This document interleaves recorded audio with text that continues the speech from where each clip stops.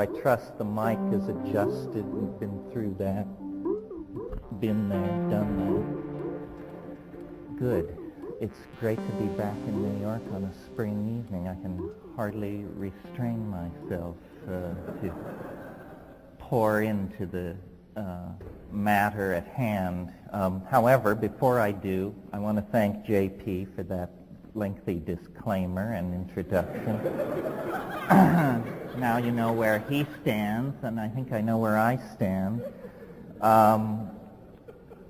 The occasion for being here, if there needs to be an occasion, is that The Invisible Landscape is finally out in a new edition.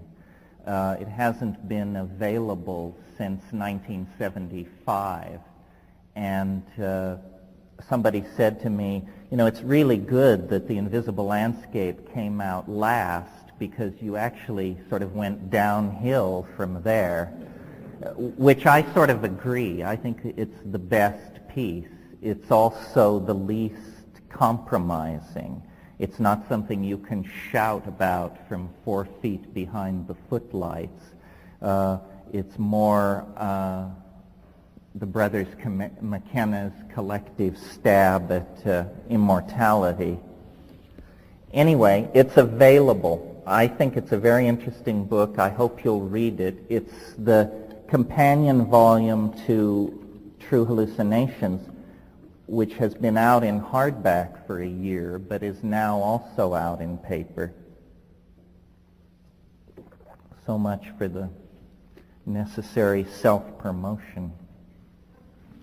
Okay, this is called either Vertigo at History's Edge or End. I'm not sure which, because I hurried past the poster this morning when I wrote down the title.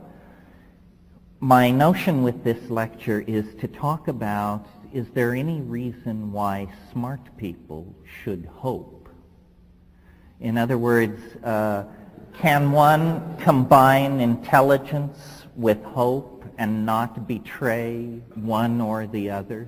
Is the only reasonable position of intellectuals and people steeped in Western tradition and history one of total hand-wringing, head-scratching despair? This is the official position of the culture, as a matter of fact. Hope is very un-chic, or it was until recently. There is now, I think, a turning of the corner on this issue in the culture. First of all, simply because despair has been done very well by a number of people. The French got there first. Nobody is going to beat them at that game. And we've been at it since 1950.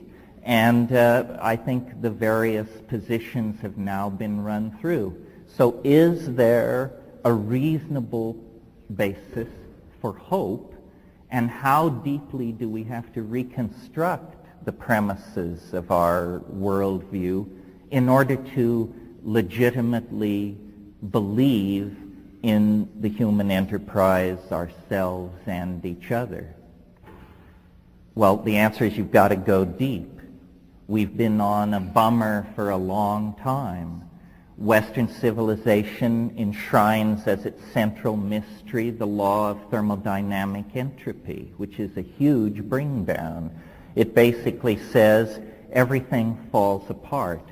Everything dissipates into less structure, less order. Everything is fleeting. And from materialism, we've learned to accept the idea that death is the yawning grave, your compost, that's it. A series of very, quote-unquote, existential presumptions have been built in to Western civilization over the past 300 or 400 years with greater and greater ferocity. And this hopelessness is a concomitant to the rise of hierarchical managerial structures in Western society. In other words, a precondition for hierarchical management of society is a docile, confused, disheartened population, stabilized in an economic system that places a premium on low awareness, repetitious, uncreative lives. And this is the kind of situation in which many, many people, more and more people, find themselves.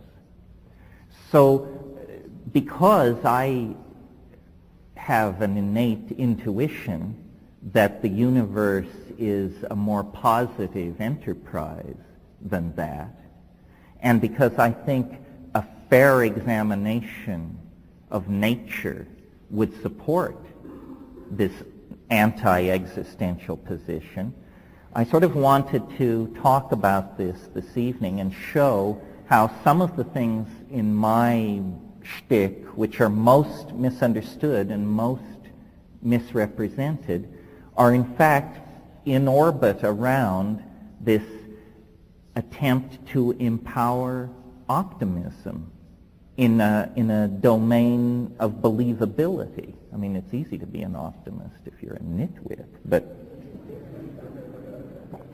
you know, to be an optimist and be cool, this is the challenge. It's not easy. I think that our worldview has overlooked two fundamental facts about the nature of reality. And the absence of these two fundamental facts in our models of how the universe works is what has given us such a downward trajectory into factionalism, existential despair, a broken connection to nature, and in some cases to each other. Two fundamental things were overlooked, and I want to discuss them and then show how the recovery of these things feeds in to a legitimate optimism. Okay, the first thing that science overlooked, and by science I mean the entire Western value package, the science, the politics, the religion, the aesthetics, because it is all derivative of Renaissance science and transformed classical values. What was overlooked was what I call the conservation of novelty. Now, what I mean by this is something very easy for you to convince yourself is happening. The conservation of novelty is simply that over time the universe has become more complicated. New levels of complexity become the foundations for yet deeper levels of complexity. And this phenomenon of the production and conservation of what I call novelty is not something which goes on only in the biological domain, or only in the cultural domain, or only in the domain of physics. It is a trans-categorical impulse in reality, meaning it's everywhere, everywhere. The universe was born in a state of great simplicity. There were no atoms, there were no molecules, there were no stars. There was only a plasmic ocean of energy. The physics for describing this were very simple. As time passed, you could almost imagine complexity crystallizing out of a universe that cools. As it cools, new properties emerge. What David Bohm called emergent properties come out of the universal mix. Atomic systems form. This creates an entirely new domain of matter, different from the plasma that preceded it. As the universe cools, matter aggregates into stars. Stars cook out heavier elements, among them carbon. Carbon sets the stage for four-valent complex polymer chemistry that sets the stage for life. Simple life sets the stage for complex life. Complex life sets the stage for multicellular advanced animals, land animals, so forth and so on. You see what the process is here. It's that each emergent property becomes a building block for a new set of phenomena. The concrescence of atomic systems allows the physical world. The generation of carbon chemistry allows the organic world. The complexification of advanced animals allows the conscious world of human culture and civilization. Now, interesting to note about this is it's fairly obvious. I don't think we have to beat each other over the head with it. It's pretty clear that it's true and that it's happening. Yet science has never joined us in this perception of the obvious. Science believes in evolution, but in biological systems, but defines it as a completely non-progressive process where random mutation meets natural selection, and out of this comes an ever differentiating set of forms. But an orthodox evolutionary biologist will be quick to tell you, you mustn't make the intellectual error of thinking of this as progress or advance or movement toward a goal.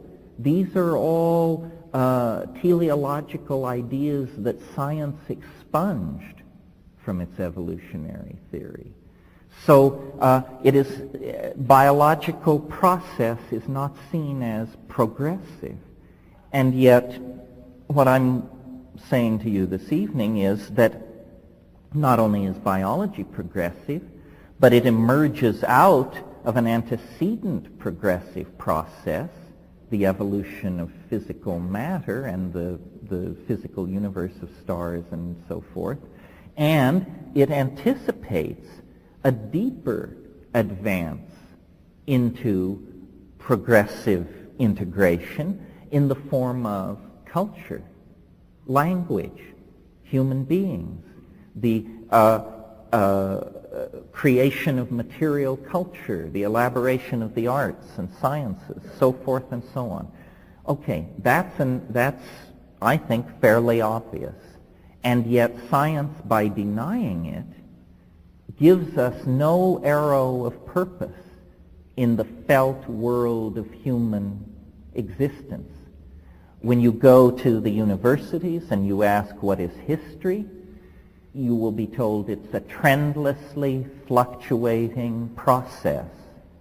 Well, this is fascinating. If it's a trendlessly fluctuating process, it is the only process ever observed to behave in that fashion.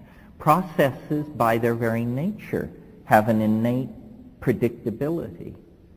So that's the first thing that I think science and the worldview derivative of it has overlooked, that from the very birth of the universe, there was a progressive advance into complexity that built on previously achieved levels and adumbrated those levels, brought them to still a deeper expression of novelty and complexification until we arrive at this moment in this city.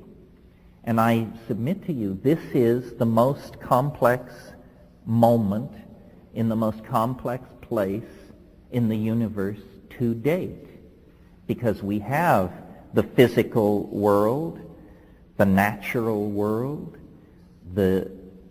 your basic human world, your basic post-industrial human world, the world of electronic human integration, the world of post-modernity. We are the inheritors of all the complexity that preceded us.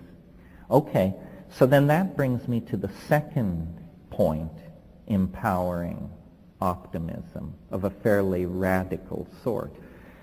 And again, I appeal to your observational intelligence. Nothing is going to be asserted that runs counter to intuition, but what is asserted runs counter to the description of reality that we're getting from science. The second point relates to the first. It is this: not only has novelty conserved itself and built on what has been achieved in the past to move toward the future, but, and of the 2 points, this is the more important, each stage of advancement into novelty, into complexity, into concrescence, has proceeded more quickly than the phase which preceded it. The universe is in a state of asymptotic acceleration of some sort. And this has been completely ignored, not ignored, denied by science. I mean, science says that everything interesting happened at the beginning of the birth of the universe. In a few very short eras, a number of physical states came and went. A number of sets of physical laws superseded each other. But after a few minutes, the universe settled in to a steady cooling along the lines which we see around us. And then science says that at some unimaginably distant point in the future, the stars will burn out, entropic heat death will set in, all structure will dissipate, and the whole thing will sort of evaporate away like an Alka-Seltzer tablet.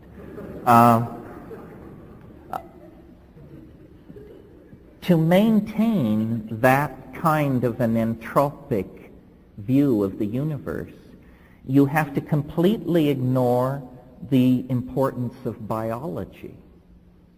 Now, it so happens that we live around a very stable star that probably has a lifespan of 7 or 8 billion years. But this has given us a false sense of the stability and the enduringness of matter.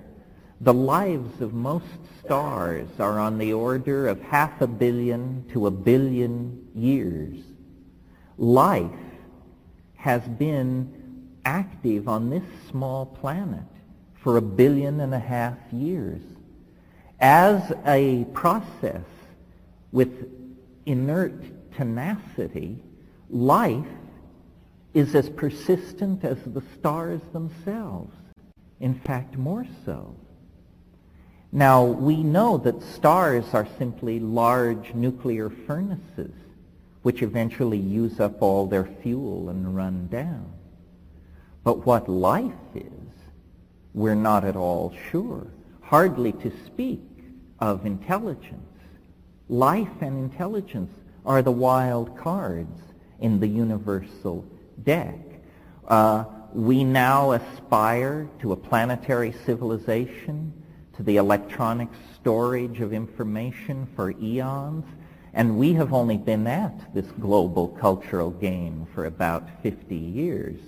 It's very clear, to me at least, that life is a process as important in shaping the eventual destiny of the universe as physics or chemistry, and that intelligence also plays a role there. Well, if you have a universe that is building on achieved novelty and building faster and faster, then you have a universe which is consuming its share of time, if you will. A universe which is building toward its conclusive denouement much faster than the entities, the beings embedded in it might suppose. And I said that in order to hope, you have to dump the whole scientific view of the universe. you also have to take your own humanness much more seriously. As a way to let us escape from moral obligation to ourselves and each other, science proclaimed the ephemerality of the human experience, that we arose on a minor planet around an uninteresting star in a typical galaxy. We are no more than animals. We will have our moment. We will sputter out. We will leave a greasy trace in the shales, and that will be it. And therefore, talking about higher values, love, ethical obligation, and so forth is thought to be terribly old hat. I take an entirely different view, harking back to the Renaissance humanists with a vengeance. And I think that human beings on this planet and the kind of society that we live in is an enunciation of the approaching ascent into higher levels of novelty. Nothing is unannounced. Nothing comes unexpectedly if you know how to read the signs. And for a very, very long time, the human species has been knitting itself together, claiming technologies which allow the manipulation of energy, letting its population run uncontrolled to force an ever-expanding cultural and technological frontier. The presence of ourselves on this planet is the major evidence that a transcendental process of some sort is underway here. If this were a planet of chipmunks, glaciers, butterflies, and caribou herds, Darwinian evolution with a few twiddles would be perfectly adequate to explain what is going on here. But an acceleration of process in a limited domain of biology, beginning about 1 million years ago, indicates to me that we are now entering the short epochs, meaning these periods in which the evolution of novelty occurs so rapidly that transitions from one domain to another actually can be noted within the lifetime of single human beings. It's an enormous act of intellectual acrobatics to deny that we appear to be sailing toward catastrophe at 1,000 miles an hour with nobody able to figure out where the brake is. I believe governments, scientific industrial democracies, are simply now managing the terror of apocalypse because they have no clue as to how to halt, direct, manage, or control the processes that they have set in motion. Population growth, extraction of minerals, toxification of the environment, the raising of middle-class expectations in the hearts of billions of impoverished people in the third world. The institutions which created this situation have no notion as to how to direct and control it. This is why we're not getting any kind of leadership from the top, why everything is managed toward a steady state.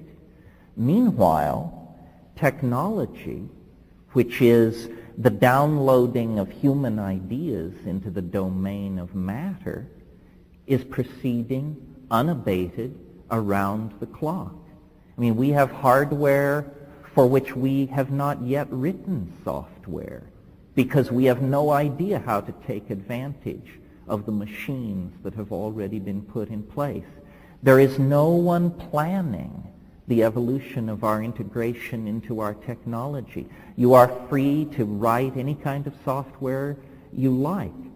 No one can foresee then the consequences of all of this technological development, software, wetware, hardware being stirred together. The planet has shrunk to a single informational point. The passing of every day, every week, brings us closer and closer to a kind of informational tangentiality with each other. Well, I believe, following the dictum that nothing is unannounced, that we can, from what is happening to us now, extrapolate toward this adventure in transformational novelty that is now looming ahead of us with such presence that it casts an enormous shadow over the three-dimensional landscape of historical becoming. And we as moderns are very conflicted about this because the only vocabulary we have to deal with something like this is the vocabulary of discredited religion. Before the rise of science, before the rise of technology, when religions presided over a much more slow-moving and easily managed world, great thinkers of all persuasions, through meditation and divine inspiration, whatever, saw that man's journey was a journey from the demonic to the divine, and that history was somehow the stage of human redemption. That view died with the rise of secular capitalism and industrial democracy. And yet, here in this, at the height of the trajectory of the enterprise of science and materialism, news comes from the rainforests, from the Aboriginal peoples of the world, that there are technologies of a different sort that have been in place since at least the last ice age. These are neurotechnologies, quasi-symbiotic relationships with plants, pharmacological approaches to manipulating human memory, aspiration, aesthetic concerns, so forth and so on. These psychedelic intimations have been presented to us as the naive suppositions of primitives, the landscape of the Jungian unconscious, chaotic events happening in the human brain-mind system, so forth and so on. These are all reductionist explanations. I believe that what these psychedelic states are actually ascents to a higher order of information. And by ascents, I mean the word in the dimensional context as a mathematical idea, that here we are deployed in a three-dimensional matrix. The past fades into unknowability. The future fades into unknowability. And only the crudest and least interesting of processes, like the rising of the sun and the tides, can be propagated into the future with confidence. What shamans see, in contrast to this, is a hyperdimensional universe of information. They see the past, the origins, and they see the goal, the culmination, the place where the Ouroboros snake takes its tail in its mouth. We who are locked in linear history don't have this perspective. And what we have in its stead is immense anxiety about the future. We map the unknowable future onto the presumed experience of our own death, and vice versa, and we build up a universe that is characterized by existential abysses, the unknown future, the inevitability of death, and the impossibility of intellectually assimilating what that means. Shamanism isn't like this. Shamanism is a fractal point of view. What fractals are structures that have their subsets embedded in them. Subsets embedded in them. So the course of the history of an entire people can be known by looking at the history of an individual or a family. All subsets refer to levels above and below them. This is entirely different from the kind of linear history that we get in a hierarchical scientific society. It is more characteristic of experience. And this is a very important point, because the two phenomena that I tried to call your attention to that argue for hope are the self-evident accumulation of novelty and the self-evident acceleration of that accumulation of novelty. Well, now notice the phrase self-evident. These are not things that you have to study advanced mathematics to perceive.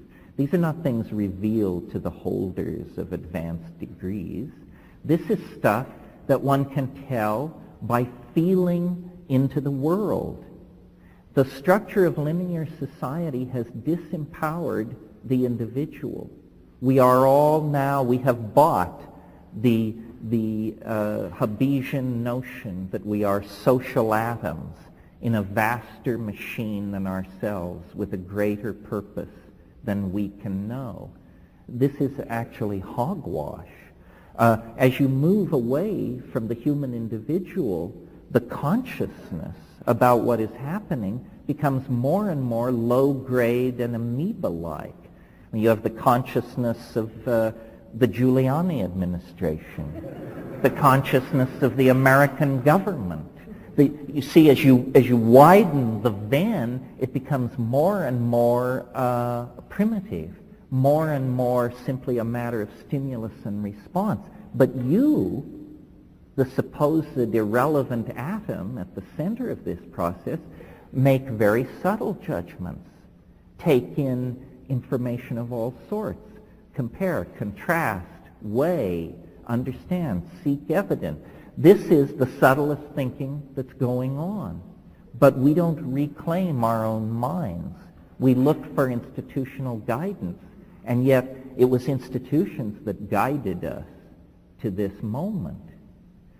So the character then of this next advance into novelty is, from my point of view, now easily discerned. It is boundary dissolution. This is what is happening. This is why great wealth and great poverty must come to terms with each other. It's why the first world and the third world must come to terms with each other.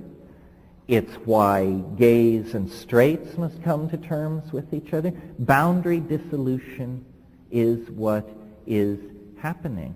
And this has been going on for a long time, but it affected our peripheral technologies first, almost without us noticing it.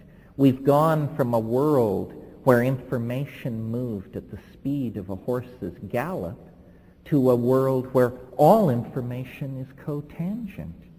Space is only an illusion of the plebes.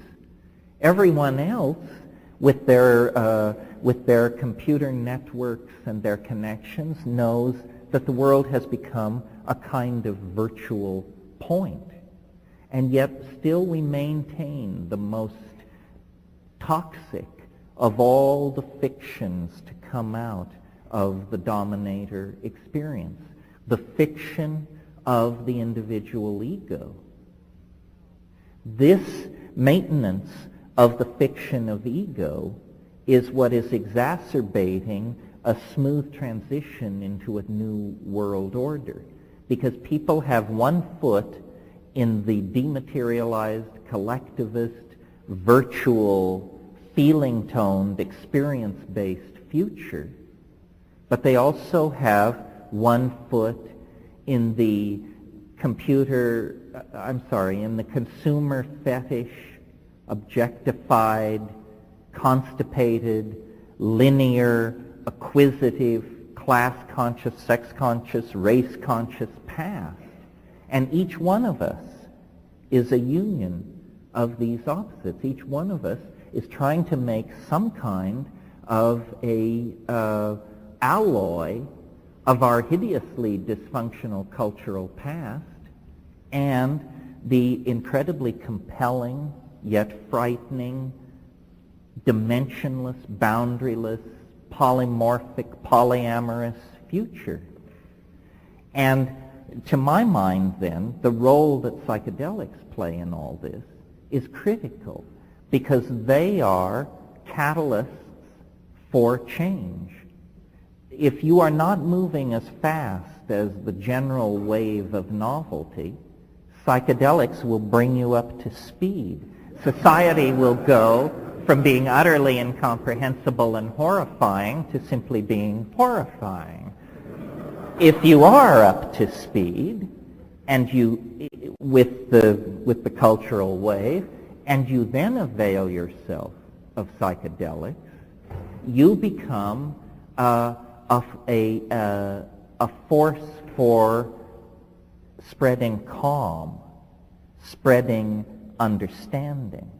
Because make no mistake about it, as we close distance with the transcendental object at the end of time, there is going to be a lot of vibration accumulate on the superstructures of the social airfoil. If the airfoil cannot be redesigned in flight as we approach this barrier, we will be ripped to pieces. This is, H.G. Wells said in 1905, history is a race between education and catastrophe. And it is going to be a photo finish. If we end up a smear through the shale and nature concludes that intelligence is something never again to put into the hopper, then it will be an enormous tragedy because we didn't go down without a struggle. We have the technologies, the ideology, the compassion for each other and caring world. We are not a lost cause yet, but we may end up a lost cause. And people then say, well, what should be done? The Tolstoyan question. What then should be done? Well, I came up through the whole Berkeley thing in the 60s and all that, and I'm very wary of hortatory political prescriptions for what should be done. I mean, we saw that the best impulses in Marxism turn into the most horrifyingly regimented and totalitarian societies. Goodwill is not enough. So what is to be done? I think the answer to this is not only nothing, but considerably less than nothing. And what I mean by that is that the real solutions to our problems lie in a series of negatives. Do not believe. Ideology has poisoned this planet. Ideology is bankrupt. It's a skin game. It's a shell game. It's only for Marx and Marx. It is beneath your dignity as a body to get mixed up in ideology. I mean, after all, where is it writ large that talking monkeys should understand the nature of being anyway? So belief is an incredible cop-out on intellectual truth-seeking, because belief precludes believing in its opposite. And so this is a self-limitation. You've become your own cop. And the ideologies of the 20th century are so shoddy and hobbled together, or toxic to human values, they're not worth believing in anyway. So deconditioning ourselves from belief. Some people call it cynicism. I call it good sense. I'm not a cynical person, but I know shit from Shinola, and I don't expect people who don't to get a lot of respect from the rest of us. I mean, what does it mean if you're an optimist, and that means you can't proclaim the difference between boot polish and excreta? It's ridiculous. Okay, don't believe. The next thing which comes out of that and is an even stronger prohibition, don't follow. Following is a tasteless position to find yourself in. Pets follow, vice presidents follow, and bad acts follow. So, why follow? All of these gurus, geishas, roshis, and rishis are simply flim-flam artists. They've had thousands of years to get these cons together and run them on you. Believe me, I know. I'm a recovering Catholic. You have to fight your way free of belief, and then do not follow. Do not follow. It's an obsolete, tasteless thing, and there's no human dignity in it whatsoever. Then a harder one, a more radical one, the one that might get me shot. Do not, in some profoundly metaphysical sense, consume. Do not consume. For obvious reasons, and then not so obvious reasons. The obvious reasons are that the fetish for objects made of matter is wrecking the planet. If everybody on Earth had what the people in the front row here have, there wouldn't be enough metal, glass, plastic, and petroleum in the planet to provide that kind of lifestyle to the billions of people who now aspire it. None of this stuff brings happiness anyway. I recently had the experience of having my 75 Ford Granada blow up on me in the middle of the night. And so I had to buy a new car. So I went down a year and up a brand, and I got a 74 BMW, and it cost me $2,000. And I guarantee you, once you have the little thing on the steering wheel, the quaternity sign, you don't need the $90,000 model. What we should all do is buy antiques.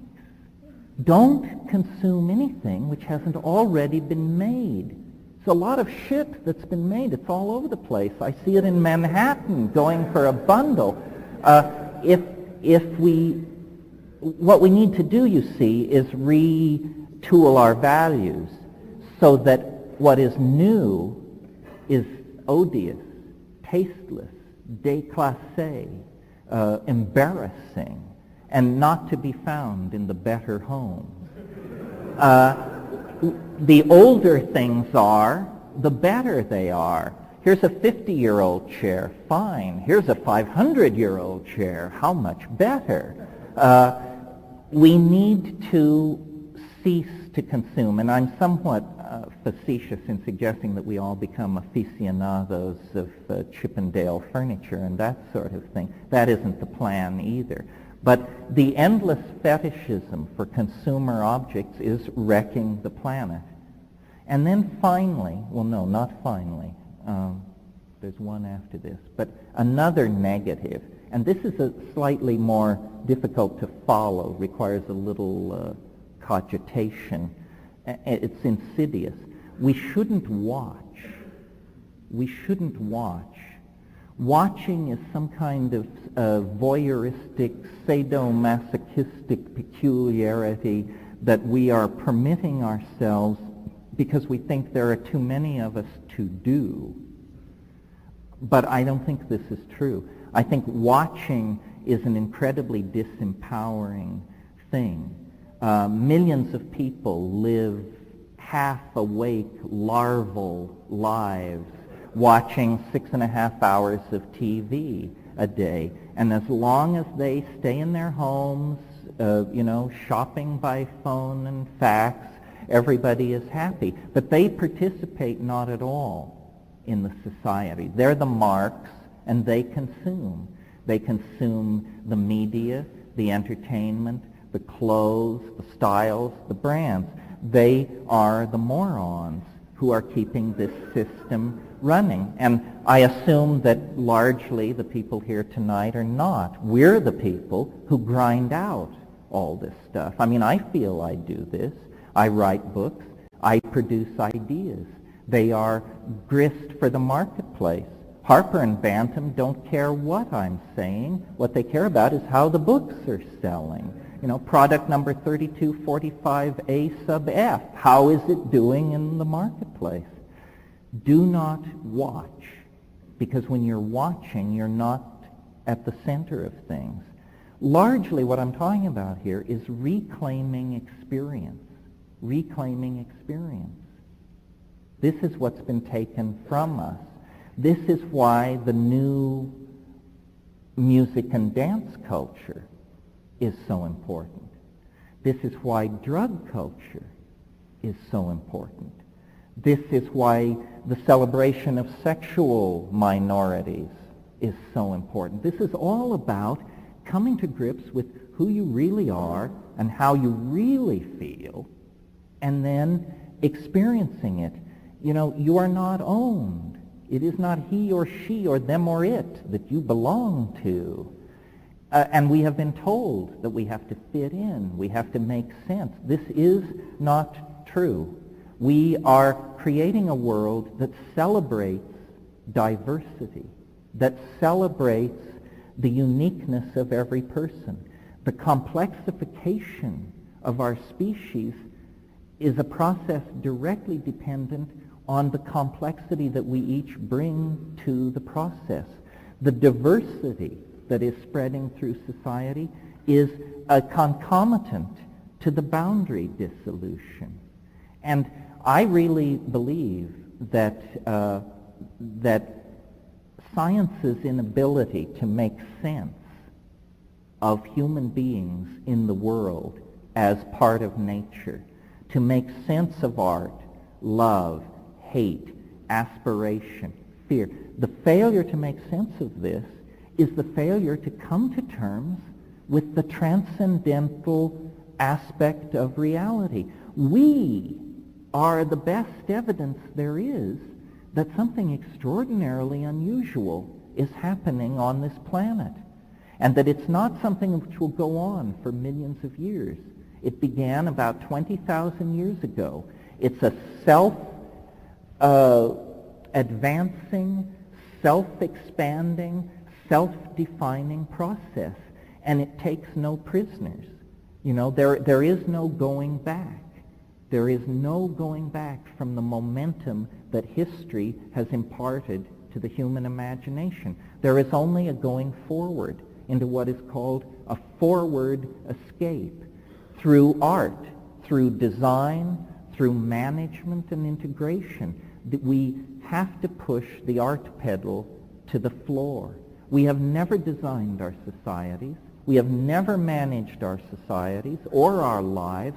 We have never tried to make what we were serve an aesthetic agenda. And that's why we've created a mess.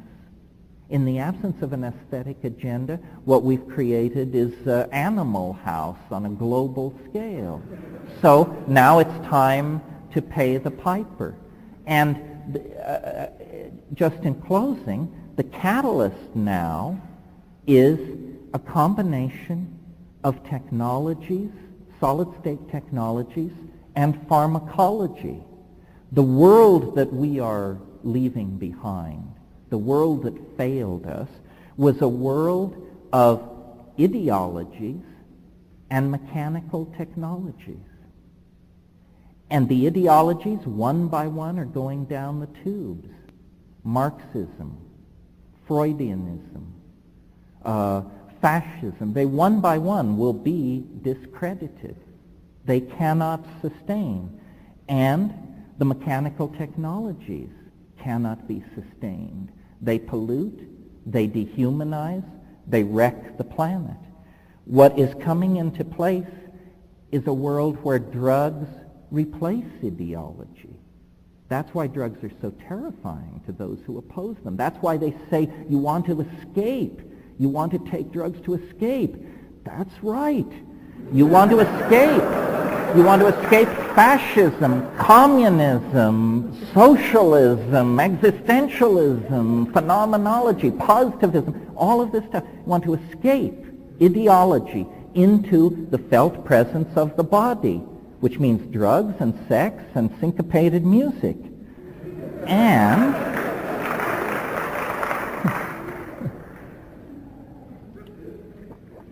parallel to this development and happening in different sectors of society is the hardwiring of our imaginations, the building of databases that we can access instantaneously that make the human past co-present with the now.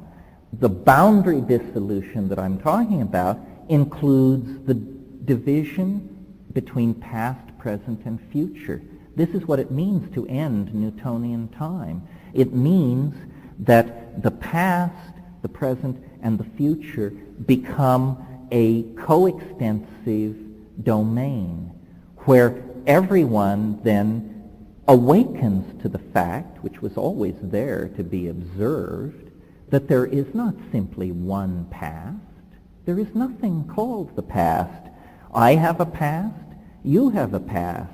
It's not the same past. Consequently, the futures we are going to are different. We create our own realities as a species and as an individual. And so what we are passing through here in the now, in this lecture, in the 20th century, is a moment of community. A gam, as Melville would say. A gam is where two sailing ships, two whaling ships meet at sea. That's what we have here. A gam, a moment of dialogue. And then we will each go back to our own private Idahos. But the thing to take back to those private Idahos is the awareness that human history secures the central importance of human beings. We are part of a universal adventure. What happens to us decrees the fate of a vast set of universal processes and circumstances. We are not ephemeral, irrelevant to each other or to the greater whole. This is the truth of psychedelics that Aboriginal societies have always known, and it's the truth that we had to sacrifice in order to make the prodigal journey into matter. But the prodigal journey into matter has now been concluded. We've found the top quark. We've shut down the super collider. Now we need to go back to the problems of the human soul. And there isn't much time. But the tools that have been put into our hands are the most powerful tools there have ever been. The Gaian connection into the vegetable mind of the planet that we are trying to mirror and hardwire on a human scale. Nature is full of interest and affection for humanity. It's up to us to discover that humanity in ourselves, because we have gone so sour along the rational path, and connect it up with the rest of nature. This is a process which is happening, but it's a birth. It can go with ease because we help it from this side, or it can be traumatic because we resist, and as McLuhan said, insist on driving the automobile of history using only the rear view mirror. That's no way to proceed. We need to wake up, smell the coffee, turn on the lights, get loaded, and direct the human future toward a mirroring of aspirations such that we are pleased then to turn the enterprise over to those who follow us. Well, that's that, I think. We'll take a brief break, like 15 minutes. I'll sign books. I'll only do signatures because of the shortness of the break. Circulate around. We'll come back and do a half an hour or so of Q&A. Thank you very, very much for coming out tonight.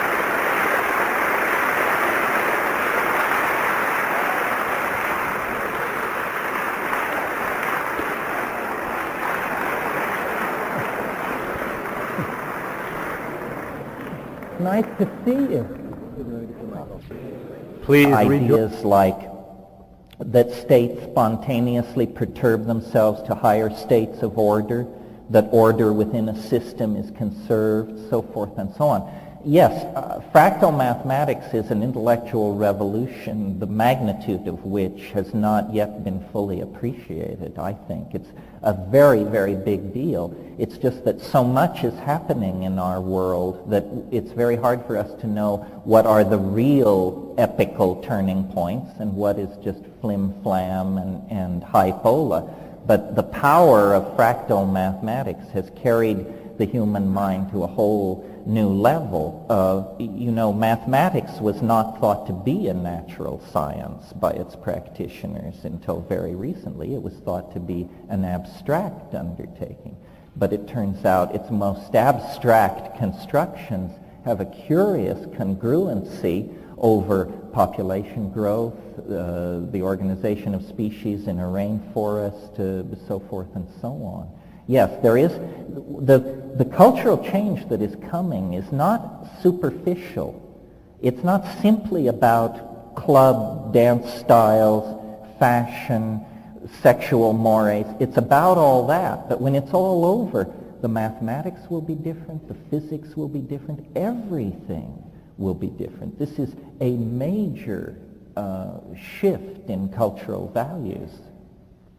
You had a question. Do you still want to do it? Oh, number 5. I don't think I really gave it its worth. Basically, number 5 is do not multiply. Replace yourself, but do not multiply. Go forth and multiply. No, go forth and lightly subtract is a better way to do it.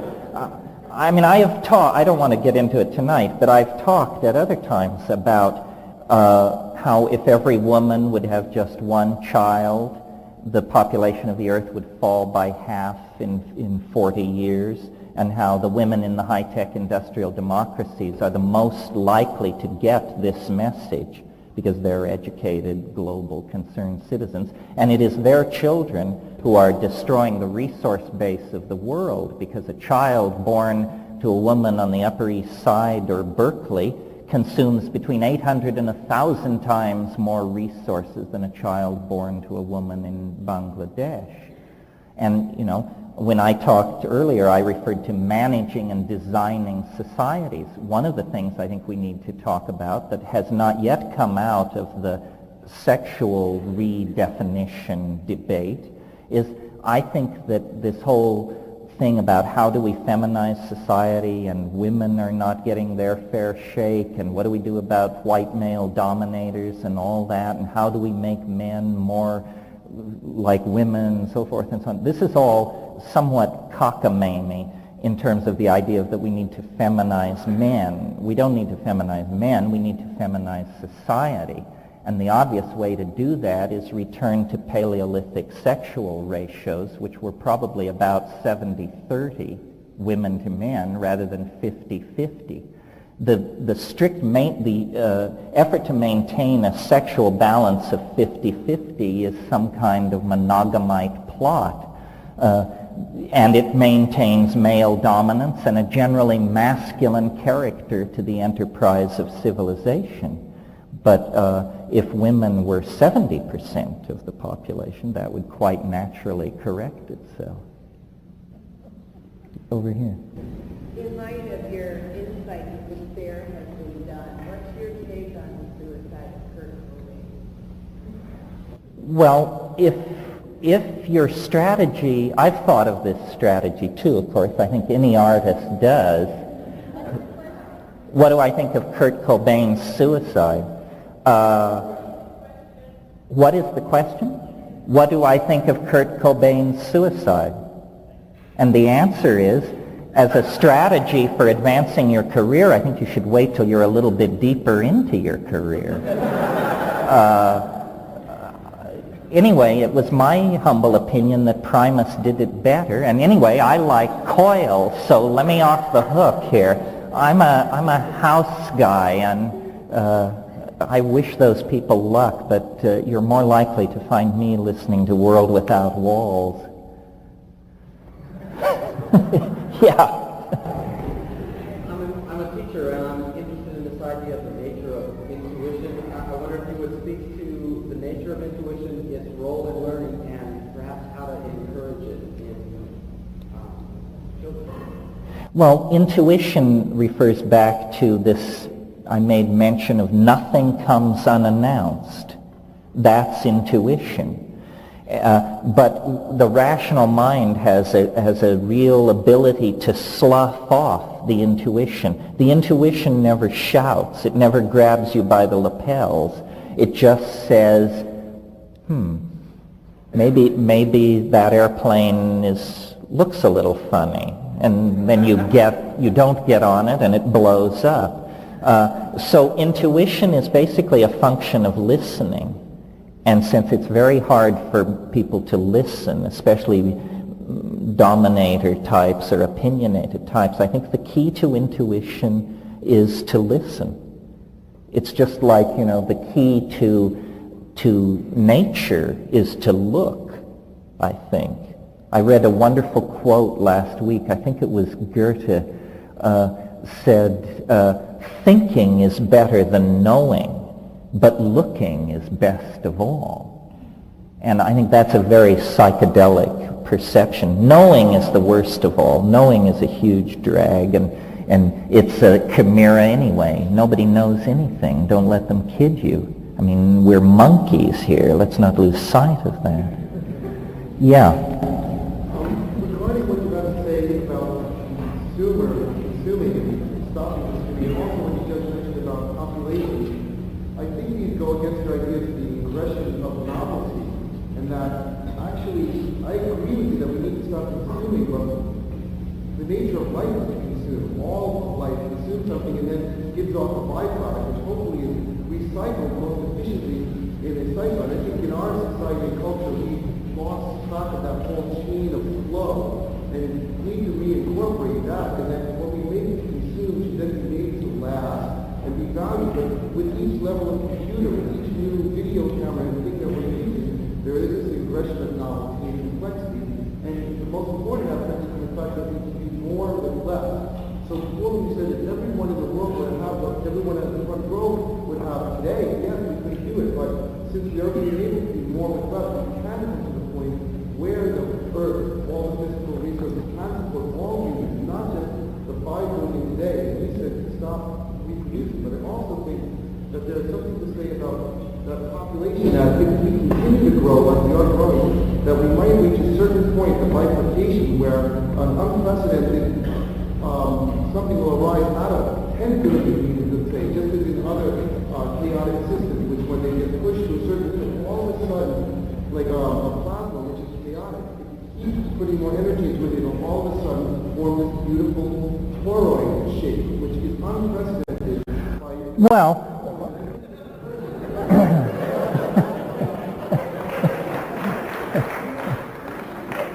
when I say we should stop consuming, I don't for a moment suppose that we're going to live in a world where no consumption takes place. I mean, or we're going to live in a world where population growth is instantly halted. There's more than one way to force novelty out of a system, and simply repetitiously breeding, that's a habitual activity. And it does force a certain kind of novelty, but it's a novelty born of desperation. My notion is that you get much more novelty out of a system if every person is valued, if every person has leisure time and opportunity for education and this sort of thing.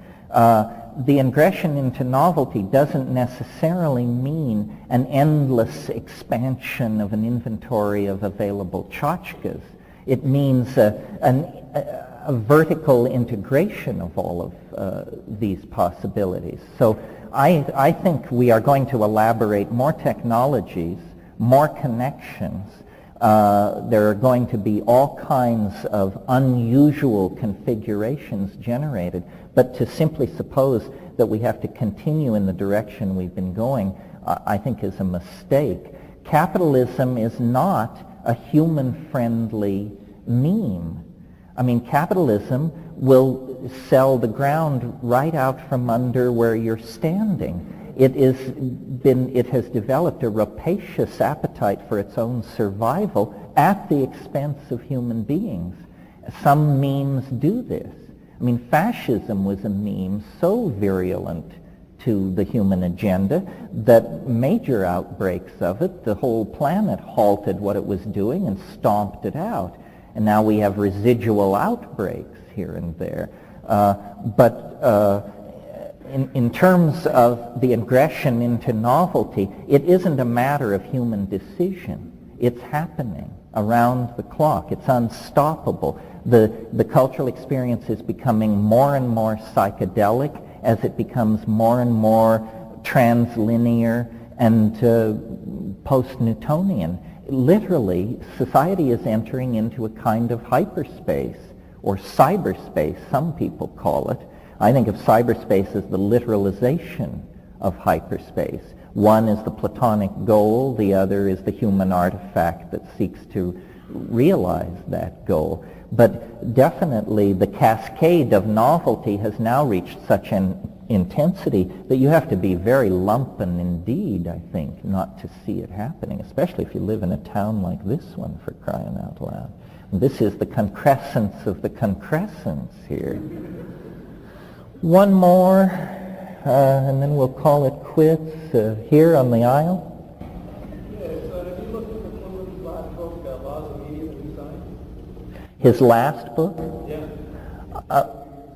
Well, yeah, he died a few years ago. I'm not familiar with that book. I'm familiar with the major works, Understanding Media, Gutenberg, Galaxy. What is your question? I was curious about what you thought of the tetrad that he developed in that book, but you haven't read it. No, I haven't read it, so I can't comment. Such a dud for me to wuss out. I'll take one more question. Yeah, here. You mentioned cyberspace and how we're all sort of evolving towards that eventuality of hyperspace.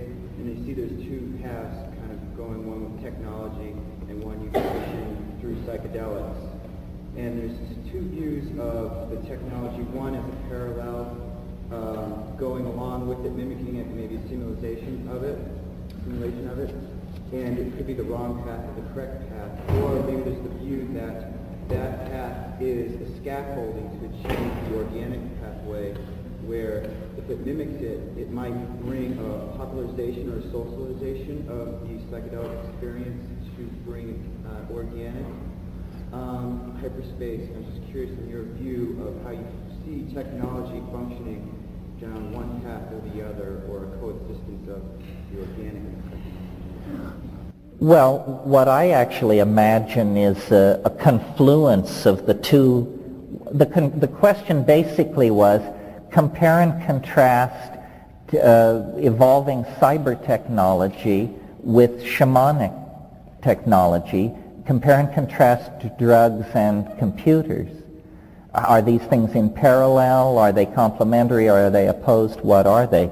I think that computers are drugs too large to swallow, essentially. and that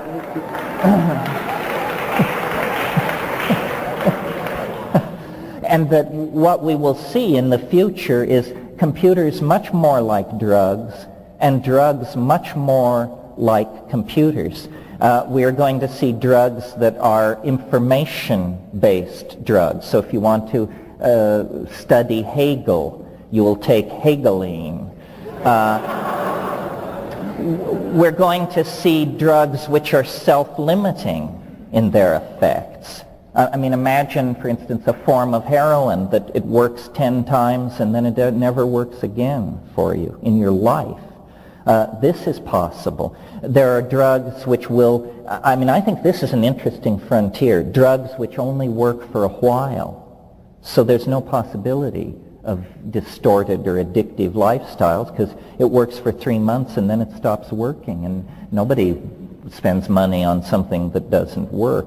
We're going to see the whole serotonin pathway redesigned through the trans Prozac drugs. We're going to see psychedelic states simulated in virtual reality. We're going to see the breakdown of three-dimensional space versus the machine space. And all of these things are essentially psychedelic effects. It's only this Newtonian emphasis on product and ego and body locus that makes us see the drugs as somehow locked in the molecules. The entire experience of human history is a psychedelic experience. And we're now in that place deep in the second hour where it all comes together. The integration of some kind of unity out of the multiplicity of phenomena is now in reach. We are literally hardwiring the human unconscious. The human unconscious is ceasing to exist. It's becoming a smaller and smaller domain as it is transferred over into the hardwiring of the cultural database. We cannot become the species we want to be with an unconscious mind. That's an artifact of the monkey phase that has no place in a global civilization. And the making conscious of the unconscious is the combined task of cybernetics and pharmacology. And I trust that everything is on track and moving forward. It seems to me the adventure is underway. I don't see myself as predicting something that will happen. I've become a narrator of a phenomenon in progress, if you understand what to look for. Granted, it will become more intense in subsequent episodes, but all the pieces are now in play. The challenge of postmodernity, the challenge of the psychedelic millenarian eschatonic world is the challenge of our own daily lives and relationships. It is here.